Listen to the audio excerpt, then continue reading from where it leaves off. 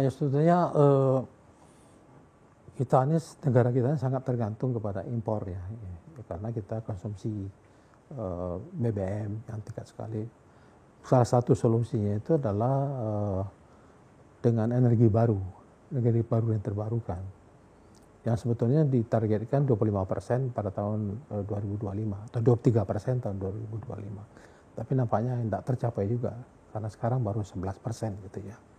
Tapi kita menyarankan pemerintah mencari suatu kebijakan-kebijakan yang bisa mendorong investasi baik di migas maupun di bioenergi atau energi baru terbarukan.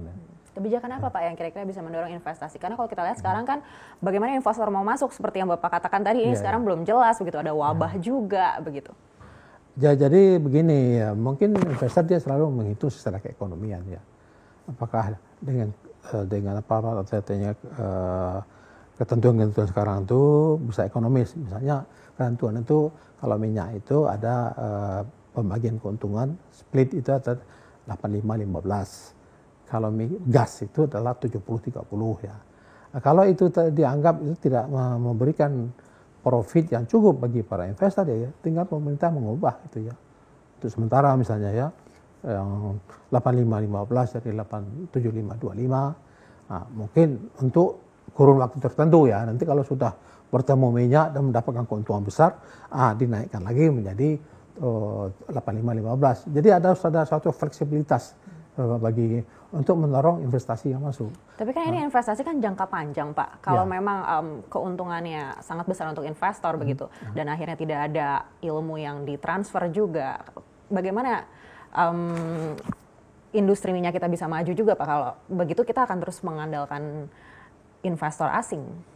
Ya, memang sebetulnya cita-cita kita dari dulu sebetulnya itu investor asing itu sifatnya sementara ya. Dulu juga kalau membaca sejarah Bung Hatta mengatakan silakan asing masuk, tapi jangan terus-menerus sampai kita mampu dan kita punya modal, udah kita sendiri. Tapi kenyataannya tidak begitu kan. Tapi semangat itu harus ada sekarang gitu ya. Itu mungkin yang harus kita laksanakan. Dan kita masih tergantung pada asing sekarang. Ya. Artinya dari zaman Bung Hatta hingga sekarang ini belum terwujud Pak? Belum terwujud ya. Apa yang menjadi masalah Pak di sini?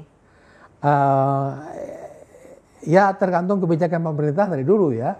Mungkin tidak prioritas sekarang saja ya. Yang dulu bagaimana gitu ya. Harusnya dulu dibina dari dulu itu kemampuan dalam negeri gitu ya. Baik kemampuan modal, manajemen maupun kemampuan teknologi gitu ya. Yang dulu itu tidak begitu berjalan gitu.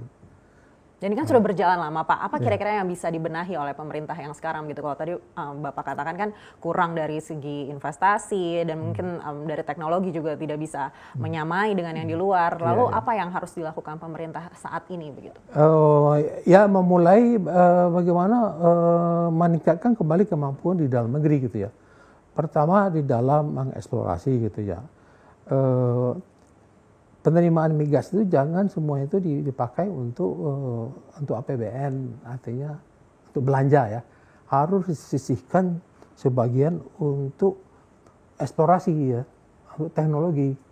Sekarang nggak ada itu ya, habis semuanya untuk APBN. Tapi kan masih defisit juga Pak kalau sekarang. Iya, tapi ya tanpa gitu tidak akan berkembang gitu ya. Kalau